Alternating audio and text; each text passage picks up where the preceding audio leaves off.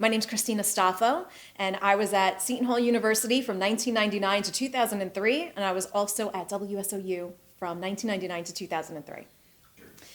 So it was an interesting thing when I decided to go to Seton Hall because my mom and I were going around to different schools, and my mom was really into college basketball back then. So we went to the open house at Seton Hall, and we were in whatever room they had us in at the time. They had a little buffet, hors d'oeuvres. Like I remember SOU had a table there for people asking questions. But I remember my mom and I sitting there, and she went, Christina, they have a really good basketball team. I think this is the school that you should go to. So, it was just like a very funny thing.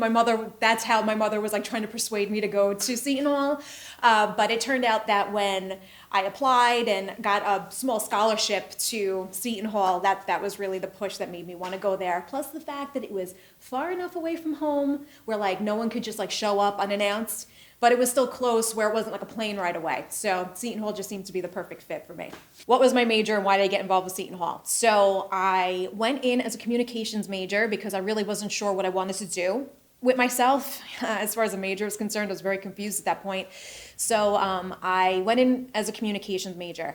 And going to WSOU was something that was kind of a weird thing for me because I didn't have any friends going there. I didn't have friends that were already on the station. Like I had no established group or anything like that. So I kind of went in alone just to check it out. And it just worked out, I took the test. Well, first you had to take the interview, which was horrifying. I was sat in front of a panel of all the managers at the station at that time, asking me all these questions. And I was, the girl that walked in with the pink tank top and white shorts and had nothing in common with anybody there. So I was kind of excited and surprised when they accepted me in to take the test and take the class, and I passed and got in. And, that was like the best decision I ever made trying out for WSOU. There's so many highlights, but, I think the one challenge that I did have was that, I kind of went there alone. I didn't know anybody. One of the biggest challenges for me at WSOU was me really not knowing anyone. I was a loner.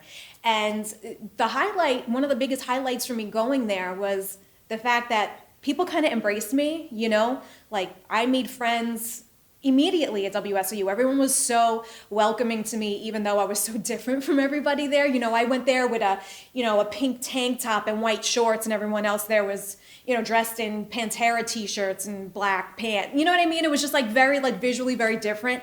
But they turned out to be my best friends and friends that I still have today, like these are like my lifelong friends now that I met at WSOU. So that was one of the biggest highlights for me. But as far as me being on the station when I was the assistant music director, that was a huge highlight for me. I had never thought that going in to WSOU, really not knowing why Tool and A Perfect Circle were on the same WSOU cut line, had no idea why they were connected when I first went. It was very ridiculous now thinking back. But, going in, not knowing any of the music, and then being a part of the music, department at the station was a huge thing for me. And I remember the day I got my DJ clearance. What a friggin' day that was. I went in so nervous. I remember I was sweating. I couldn't speak, which was bad because you had to be on air. You know what I mean? And everyone's watching you because you had to, get approval from the program director or whatever at the time. So that day will be a day that I never forget. Finally, when I was able to be a DJ, still really not knowing too much about the music, but you fake it till you make it. Well, my career is an interesting one. I'm a traffic reporter on radio and TV. I did not want to be a traffic reporter when I was in college. I don't know what I wanted to do. When I was at WSOU, once I was a little bit more established at the station, I knew I wanted to do something in radio, but I really wasn't sure where life was going to take me in that field. It just kind of worked out. Right after graduation, I got a job at at that point it was Metro Networks, now Total Traffic and Weather.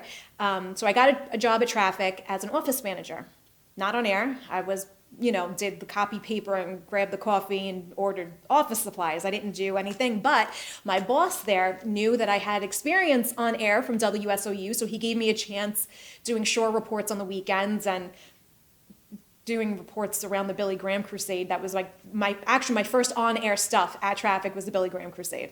It was very local, but it was a chance to be on air and I took it, whatever. and literally started from the bottom. So I started off doing those reports and doing weekend reports, and then I started off being people's backups. And my first real full-time, like, awesome gig at Traffic was being the traffic reporter for the Michael Kay show on 1050 ESPN at the time. And it was an interesting experience on that station because they kind of incorporated me into the group. I wasn't just a traffic reporter. They took me on live events. I was on a billboard with them around New Jersey, which was very bizarre. So yeah, like I've done various radio stations. Right now I'm on Z100, KTU, Q104, Power 105, New Jersey 1015. I'm doing some stations down the Jersey Shore. I'm the backup on Fox 5 TV in New York. So yeah, since WSOU, my career has taken off, you could say. What do I attribute to my success from WSOU? Just the fact that it was a student-run station, and we ran the station. You know, you had to learn how to answer the phone and deal with crazy callers that called in like every 5 minutes. You had to learn how to write a news story. You know, the thing that I've actually gone to WSOU a few times to try to teach the kids, the students going through their news requirement, you know, just how to be better on air. And the first thing I tell them is you have to learn how to read out loud. You know, it's like Radio 101, one-way conversation. Learn how to write a story. Learn how to read out loud. I always tell them, look at yourself in the mirror and just read a paragraph that you just wrote. You know what I mean? So having that experience, being able to say, yeah, I've already sucked at being on air, you know, and at least have that under my belt. You know what I mean? To be able to go into a professional atmosphere and say, yeah, this isn't the first time I'm talking into a microphone, I think was the most beneficial thing for me coming out of WSOU. The fact that, you know, we were on air, we were picking our own music, we were writing our own news stories. You know, you don't learn that in a classroom. You can try to learn that in a classroom, but unless you're actually doing it, you're never going to get better at it. So just having that like real life experience from the station is obviously what helped me most in my career now. Advice for students who are considering Seton Hall or WSOU communications. I say Seton Hall University is a great university. I had a wonderful 4 years at Seton Hall. You know, I had a great time there. I don't want to knock the classes that I took there because there were classes that were extremely beneficial to me at Seton Hall. But for my career, WSOU was what, you know, I took the most benefit from.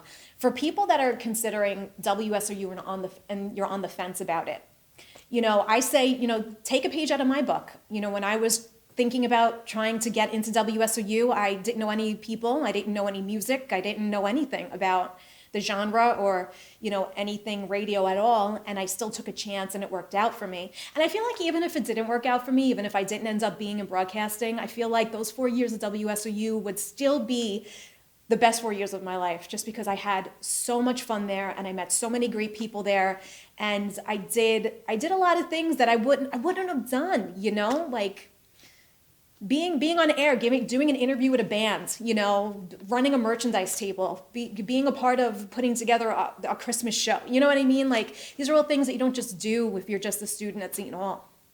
I think going into communications is a smart field, and the reason why I went into communications when I was entering college was because I really didn't know what I wanted to do. So I said, let me go into communications. There's a broad, you know, field there of things that you can do.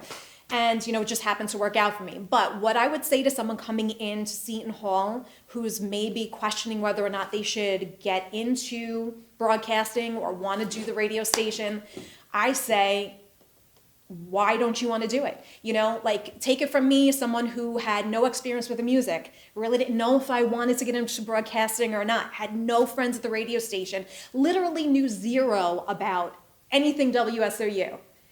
And it was the best 4 years of my life, literally. The best 4 years of my life, whether it be the concerts, the friends. You know, all my friends outside of the station, my roommate, the guy I dated at Seton Hall, all his friends, like all, you know, just, you know, the people that I knew coming in or made friends with, like, at orientation. They all ended up in sororities and fraternities. And that so was like not my thing, you know? I actually started pledging sorority, and 2 weeks in I was like, screw this and screw all of you, I'm out. You know, WSOU was my group. Like, I didn't need any of that. Like, they were, like, it would rain, and I'd be like, oh, it's raining, I'm gonna stay at the station. Oh, it's snowing out, I don't need to go to class today, I'm going to the station. You know, like, that was my mentality. Like, I always wanted to be there, because I felt like I was getting so much more from everything going on there, whether it be, you know, just the being on air or working in the office or, you know, being with the people that I actually enjoyed being around. So if you're questioning whether or not you're good enough for the station, or if you're going to be a good fit, or if it's going to be something that you're into, whatever, you got to give it a try. You'll learn to like the music, and I guarantee you, after the first show you go to, you're going to be like horrified, like I was at first, but it's going to be like something where you're so horrified that you got to go to another show. You know what I mean? And it's the music is good, and I feel like, you know, metal music is so misunderstood. You know, you hear the screaming, you think, oh my God, this is horrible. But if you actually pay attention to it, it's actually really awesome. You know, I mean, you go to a Killswitch Engage show and you're just like mesmerized. You go to an Opeth show, you're mesmerized by what's going on stage, and it's just, I don't know, it's like a camaraderie there that you don't see elsewhere. Do I consider myself a Seton Hall University alum or a WSOU alum? I consider myself a WSOU alumni who attended Seton Hall. Like, I always say WSOU first, just because I feel like that's where I learned the most. For me, you know, I took every broadcasting class, I took every writing class, I took so many classes. And I got to tell you, the things that I took with me after graduation all came from WSOU.